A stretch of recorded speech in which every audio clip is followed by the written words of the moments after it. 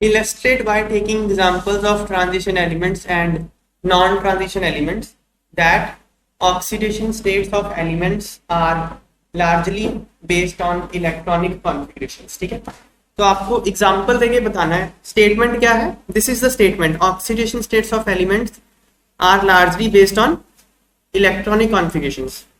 This is the statement. आपको इसको prove करना है बाय टेकिंग एग्जांपल्स. तो देखो, non transition elements. In a non-transition elements, outermost shell electrons participate in bonding. Non-transition elements कौन से होते हैं? S और P ब्लॉक.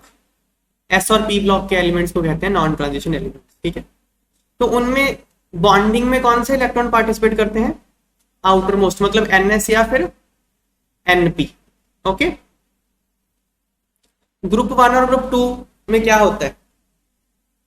ग्रुप 1 में क्या है? देखो, इनकी जनरल इलेक्ट्रॉनिक कॉन्फ़िगरेशन क्या है? आउटरमोस्ट NS1 है ना, इनकी आउटरमोस्ट NS2 है. तो जब ये कोई कंपाउंड बनाएगा तो क्या करेगा? एक इलेक्ट्रॉन लूज करेगा तो +1 हो जाएगा, और ये जब कोई कंपाउंड बनाएगा 2 इलेक्ट्रॉन लूज करेगा +2 हो जाएगा. तो इसका ऑक्सीडेशन स्टेट कितना होगा?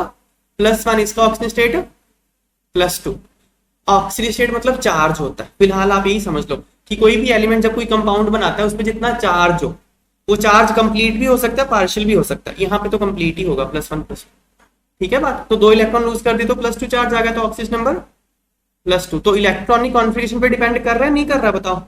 अब यहां देखो, ग्रुप 13 क्या है? ये NS2 NP1, यही है ना. तो अब क्या करेगा? ये 3 इलेक्ट्रॉन लूज कर सकता है, 3 इलेक्ट्रॉन लूज कर सकता है ना. इसमें ना देखो, अलग अलग केस हो सकते हैं. अगर तीनों इलेक्ट्रॉन लूज कर दे तो क्या करेगा? +3 चार्ज आ जाएगा. अगर सिर्फ एक इलेक्ट्रॉन लूज करे तो क्या आएगा? +1. तो ये +1 और +3 दोनों ही ऑक्सीडेशन स्टेट्स शो करते हैं अपने कंपाउंड, वेरिएबल शो करते हैं. तो लेकिन +1 और +3 डिपेंड तो इलेक्ट्रॉनिक कॉन्फ़िगरेशन भी कर रहा है ना. +2 नहीं करेंगे, +1 और +3 +2 नहीं करते. ठीक है बात है. कुछ कुछ केसेस में -5 भी कर लेते हैं, पर बहुत रेयर है, ऐसा नहीं. ठीक है, कार्बन देखो, मतलब कार्बन फैमिली की कॉन्फ़िगरेशन क्या है? NS2 NP2. अब आपको कॉन्फ़िगरेशन देख के आप बता सकते हो क्या ऑक्सीडेशन नंबर होगा. अगर ये 2 इलेक्ट्रॉन लूज करेगा तो क्या करेगा? +2. चारों कर देगा तो ये +2 और +4 शो करते हैं. तो ऑक्सीडेशन स्टेट इलेक्ट्रॉनिक कॉन्फ़िगरेशन पे डिपेंड कर रहा है ना. और ये -4 भी कर सकते हैं. क्यों? 4 इलेक्ट्रॉन गेन कर ले. ये NS2 NP6 हो सकता है ना. ये NS2 NP6 कैसे होगा? 4 इलेक्ट्रॉन गेन करके. तो -4 भी हो सकता है. तो +2 +4 -4, 3 ऑक्सीजन स्टेट ये शो कर सकते हैं. नाइट्रोजन फैमिली क्या है? नाइट्रोजन फैमिली क्या है? NS2 NP3. तो ये क्या है? ये तीनों लूज कर देगा तो +3, ये पांचों लूज कर देगा तो +5, 3 गेन कर लेगा तो -3. 3 कैसे आपने निकाले? 8 - 5 3 है ना. 3 गेन कर सकता है ना ऑक्टेट कंप्लीट करने के लिए. तो 3 हो गए इसके, +5 +3 -3. मतलब ये +3 +5 -3 आपने कैसे निकाला? इलेक्ट्रॉनिक कॉन्फ़िगरेशन देख के निकाला. तो ऑक्सीजन नंबर किस पे डिपेंड कर रहा है? इलेक्ट्रॉनिक कॉन्फ़िगरेशन पे. सिमिलरली ऑक्सीजन फैमिली का क्या होगा? NS2 NP4. मतलब कौन कौन सा होगा बताओ? +4 +6 या -2. समझ गए ना. फ्लोरीन वाली फैमिली का कौन सा होगा? NS2 NP5. कौन कौन सा होगा? +5 हो सकता है, +7 हो सकता है, -1 हो सकता है. ये और भी करते हैं असल में, +1 भी करते हैं. वो तो खैर और भी कर सकते हैं, लेकिन ये तो क्लियर हो रहा है ना कि हो रहा है. पढ़ते हैं क्या लिखा हुआ. देखो, ये तो क्लियर होगा. ग्रुप 1 और ग्रुप 2 +1 और +2 शो करते हैं. सिंपल है. तो ग्रुप 13 टू ग्रुप 17 देखो, मे लूज NP इलेक्ट्रॉन्स. कौन से इलेक्ट्रॉन लूज करते हैं? NP. मतलब जैसे NS2 NP1 लिखा था ना, NP लास्ट वाले NP, या फिर NS + NP, मतलब ये सारे लूज कर दे, या गेन कर ले कितने? 8 - NS - NP इलेक्ट्रॉन्स. यही दिखा ना मैंने अभी. तो वो कौन कौन से शो करेगा? यही हमने अभी टेबल बना दिया जो मैंने वहां डिस्कस किया अभी. क्लियर. फिर ट्रांजिशन एलिमेंट्स. ट्रांजिशन एलिमेंट्स कौन से होते हैं? Group 3 to group 11. Most common oxidation state of transition elements and inner transition elements. Inner transition elements होते हैं F block के elements. उनकी most common क्या है? +2 और +3. लेकिन however, due to involvement of n-1 d electrons and n-2 f electrons, these may show many oxidation states. देखो bonding में ना, जैसे हम इसकी बात करें, जैसे हम क्रोमियम की बात करें, ठीक है, क्रोमियम का इलेक्ट्रॉनिक कॉन्फ़िगरेशन क्या होगा? आर्गन 18 3d5 4s1, यही होगा ना। तो इसमें s वाला तो पार्टिसिपेट कर ही सकता है बॉन्डिंग में, d भी करेगा।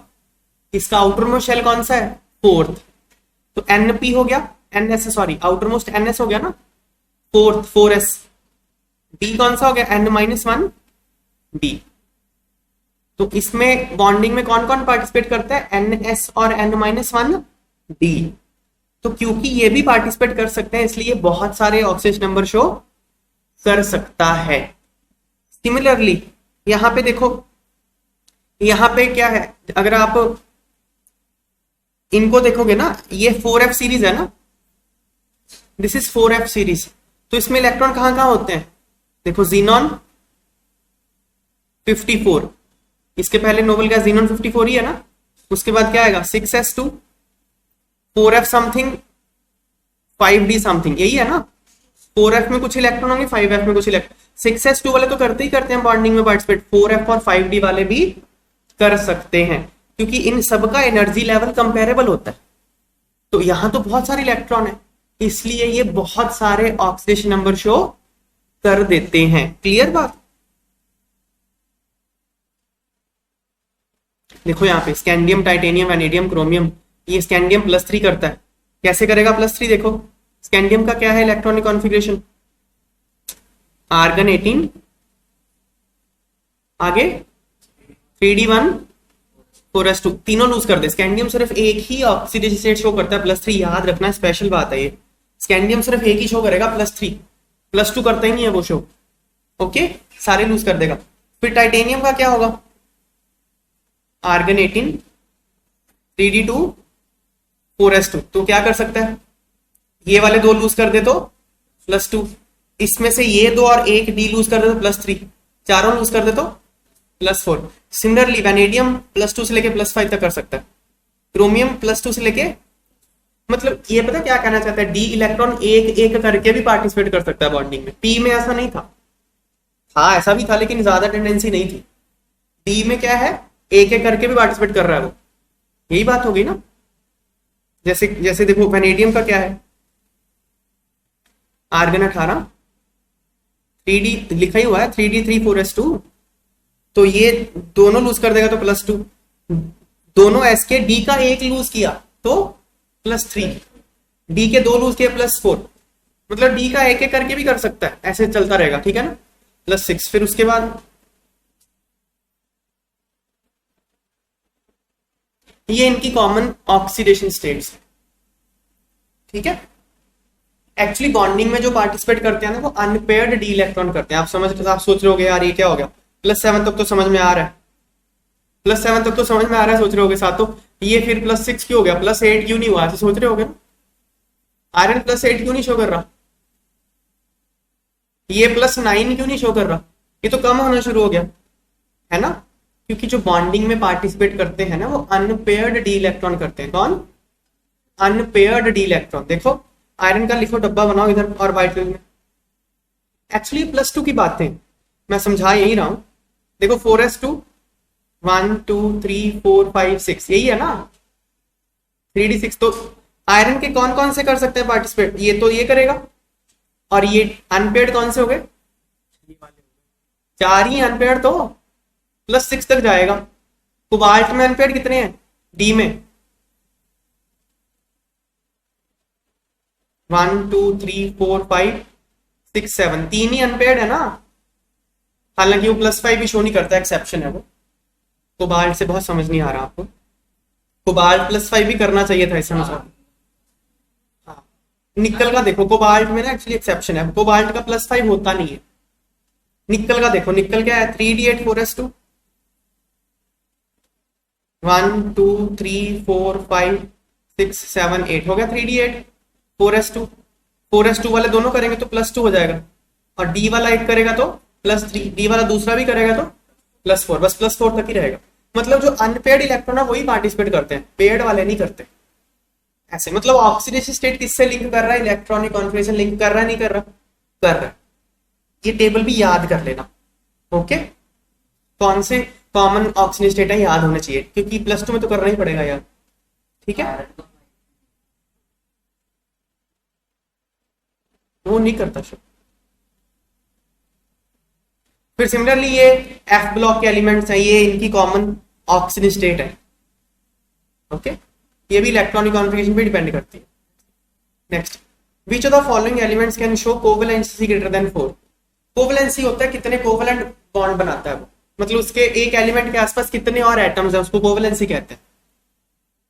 जैसे मान लो मैं बात करूं BCl3, तो बोरॉन के आसपास कितने क्लोरीन है, 3, तो उसकी कोवेलेंसी 3 है। एक एटम के आसपास और कितने एटम है उसकी कोवेलेंसी कहते हैं। ठीक है, तो ये कहता है कि कौन सा एलिमेंट 4 से ज्यादा कोवेलेंसी शो कर सकता है। तो मैं बताऊं आपको, elements of second period have only 4 orbitals, 2s 2px 2py and 2pz available for bonding. ये जो सेकंड पीरियड के एलिमेंट्स है ना, ये वाले, इनके पास कौन कौन से ऑर्बिटल अवेलेबल है, देखो 1s2, मतलब 1s 2s और 2p, इनके पास ऑर्बिटल तो यही है। बॉन्डिंग में पार्टिसिपेट कौन करता है, 2s और 2p, 1s तो करेगा नहीं पार्टिसिपेट बॉन्डिंग में। 2s में कितने ऑर्बिटल है, एक ऑर्बिटल। 2p में कितने ऑर्बिटल है, 3 ऑर्बिटल। देखो एक बॉन्ड बनाने के लिए एक ऑर्बिटल चाहिए होता है, एक बॉन्ड बनाने के लिए एक ऑर्बिटल चाहिए, तो टोटल कितने बॉन्ड बना सकता है, 4। जब 4 से ज्यादा बॉन्ड ही नहीं बना सकता तो 4 से ज्यादा एटम कहां रखेगा अपने आसपास, समझ आई बात। तो सेकंड पीरियड के एलिमेंट्स अपनी कोवेलेंसी 4 से एक्सीड नहीं कर सकते, एक स्टेटमेंट है याद रखना। सेकंड पीरियड के एलिमेंट्स अपनी कोवेलेंसी 4 से एक्सीड नहीं कर सकते, बट थर्ड पीरियड ऑनवर्ड अपनी कोवेलेंसी 4 से एक्सीड कर सकते हैं। कैसे, क्योंकि उनके पास डी ऑर्बिटल होता है। एल्यूमिनियम का देखो 13 एटॉमिक नंबर है, तो क्या आएगा 1s2 2s2 2p6 3s2 3p1। देखो इसकी कॉन्फ़िगरेशन तो यह, पर 3d भी तो आ गया ना, 3d 0। जब थर्ड शेल ओपन हो गया तो 3d तो ओपन हो गया ना, तो एल्यूमिनियम 3d ऑर्बिटल भी यूज कर सकता है बॉन्डिंग के लिए। देखो एक तो s हो गया, एक p हो गया, 3 p हो गए। एल्यूमिनियम के पास क्या क्या अवेलेबल है, 3s अवेलेबल है, 3p अवेलेबल और 3d अवेलेबल है ना बॉन्डिंग के लिए। इतनी जगह हो गई तो वो 4 से ज्यादा बॉन्ड बना सकता है। जैसे AlF6 है, AlF6 में वो AlF6 होता है, इसमें वो 6 बॉन्ड बना रहा है, बना सकता है क्योंकि उसके पास जगह है। वो कैसे बना रहा है वो तो हम केमिकल बॉन्डिंग में अगले चैप्टर में देखेंगे, पर बना सकता है। समझ में आ गई बात है।